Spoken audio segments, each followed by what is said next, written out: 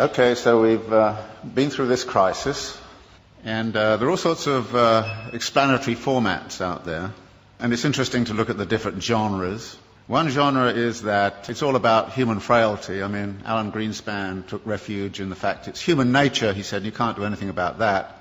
But there's a whole world of explanations that kind of say it's the predatory instincts, it's the instincts for mastery, it's the delusions of investors and the greed and all the rest of it. So there's a whole range of discussion of that. And of course, the more we learn about the daily practices on Wall Street, we kind of figure there's a great deal of truth in all of that. The second genre is that there's institutional failures. The regulators were asleep at the switch. The shadow banking system innovated outside of their purview, etc., etc., etc., and therefore institutions have to be reconfigured, and it has to be a global effort by the G20, something of that kind. So we look at the institutional level and say that has failed and that has to be reconfigured. The third genre is to say everybody was obsessed with a false theory. They read too much Hayek and believed in the efficiency of markets, and it's time we actually got back to something like Keynes, or we took seriously Hyman Minsky's theory about the inherent instability of financial activities. The next genre is that it has cultural origins. Now, we don't hear that much in the United States, but if you were in Germany and France, many people there would kind of say this is an Anglo-Saxon disease. And it's nothing to do with us. I happened to be in Brazil when it was going on, and Lula was kind of saying, well, first off he was saying, oh, thank God the United States has been disciplined by the equivalent of the IMF. We've been through it 8 times in the last 25 years, and now it's their turn. Fantastic, said Lula, and all the Latin Americans I knew, until it hit them, which it does.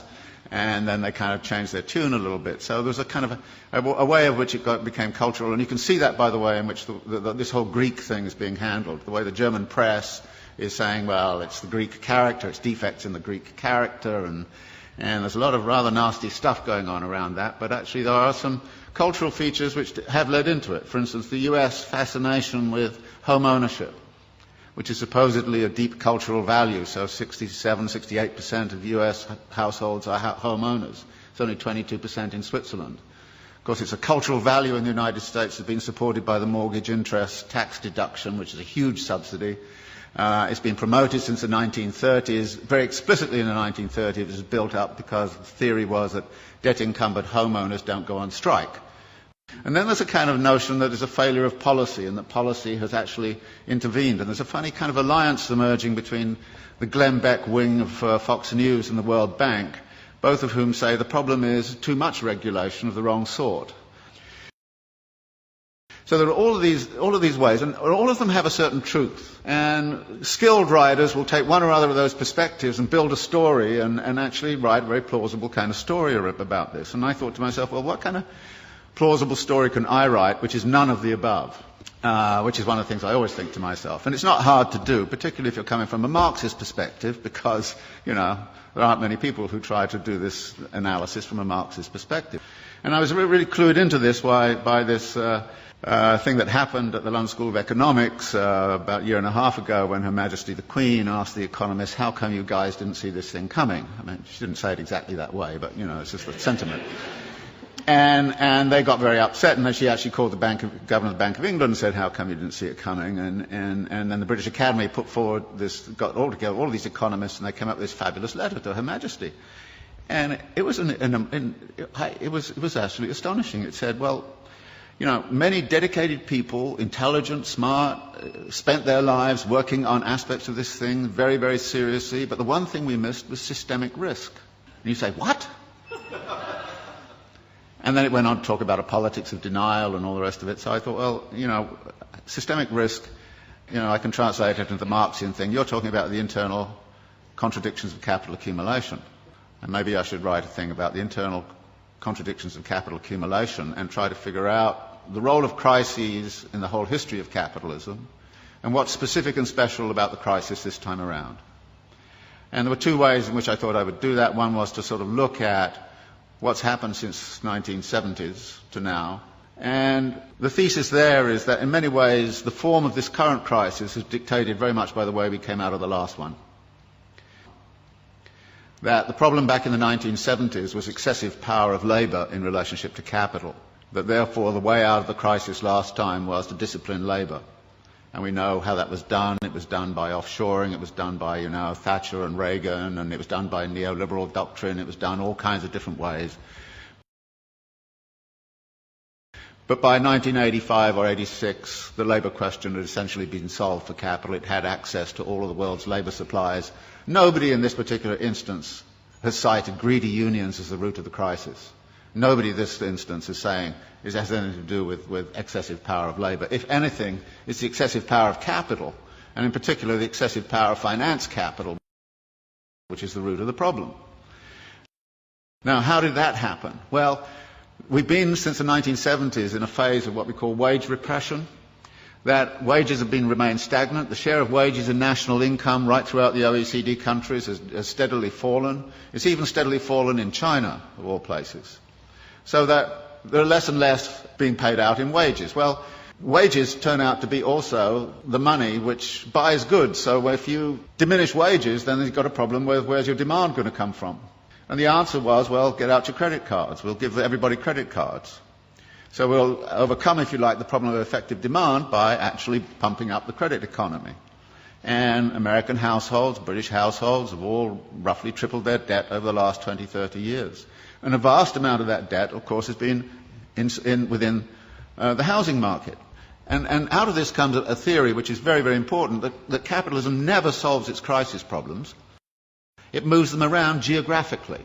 And what we're seeing right now is a geographical movement of that. Everybody says, well, okay, everything's beginning to recover in the United States, and then Greece goes bang, and everybody says, what about the pigs, And it's interesting. You had a finance crisis, which is in the financial system. You've sort of half solved that, but at the expense of a sovereign debt crisis. Actually, if you look at the accumulation process of capital, you see a number of limits and a number of barriers. And there's a wonderful language that Marx uses in the Grundrisse, where he talks about the way in which capital cannot abide a limit.